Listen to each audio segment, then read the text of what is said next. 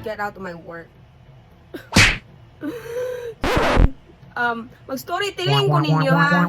While naghigda-higda ko diri sa kay muragi kapoy akong pamilat. So, toxic po diri no. Sobra ka toxic diri kay milabaw. Milabaw sa Pinoy. What? Ang mga Amerikana o mga kuan diri no. Mga itom, nga tawo. Milabaw. Mga suyaon. Mga sigat. Mga dagko lang mga lubot. Ayun mo ko. So, kanang grabe sila ka chismosa pod. Sip-sip kay sa tanan. Napoy usa nga kanang ka-workmate. Mas nga kaya na akong trabaho, guys. Tabangan jud ko niya, tabangan ko niya kay ingon man niya sa manager nga I help her so much. Oh. Ingon na niya nga I help her so much. She's not doing good in her work. Like guys, I'm more clean, no? Ay lang limpyada ko nga tawo, guys. Wa jud ko'y gibilin nga kanang hugaw, no? I mean, manglimpyo jud ko sa akong work kay nagpasikat man pud ko nga kanang kuan ba. Pasikat pud ko ay basta gali na akong manager. Magtan-aw na ko basta kay kuris-kuris dayon ko sa mga kuan dra. Basta din ang usama ingon day no. She didn't do nothing good no today. Dayon bahala na ng manager dira basta kay nakita siya nga nagpahid-pahid ko. So, grabe. Sobra po sila kakuan dali dayon. Mangsipsip ingon dayon nga. Ay. She didn't do nothing. I helped her on your table. Di ba? Grabe kay sila ka. Ikay ba? Masuya man sila sa akong kagwapa. Tanawa ko na akong kagwapa. Who are you?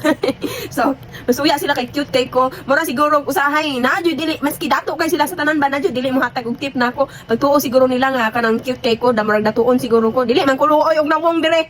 No mura man ko unique. So, unique kong nawong dire no. Dili sila maluoy nako kay pretty face man ta. Siguro magsuot na siguro ko.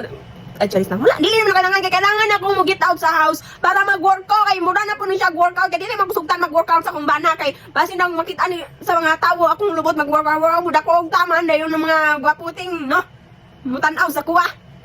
Mo nang dili ko siya sugtan mag-workout. Mo nang gawas na ako sa balay. Nag-work ko. Kaya gabay na higda-higda, guys. No? Kabay kayo magsigigda-higda. Sige na ko ripon. So, miski pag 70 years old na akong bana, mangripon na ay.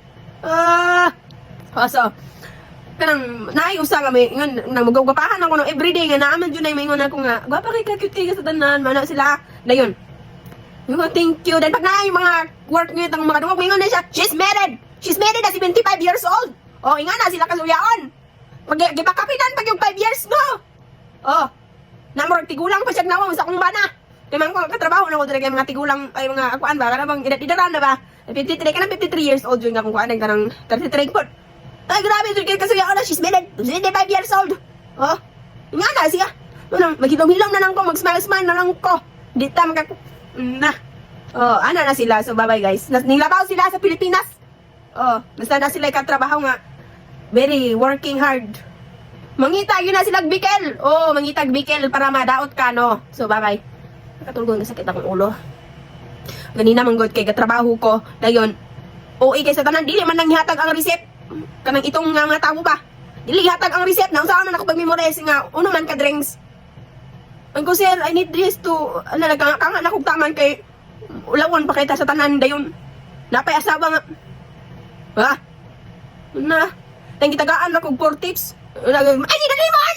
Lemon! Ana sila guys. Grabe jud kay sila marag pagkaulawan jud ka bang kanang sobraan ka cute may na lang kay naay mo laban sa kuha dito. Don't do that. She's very good.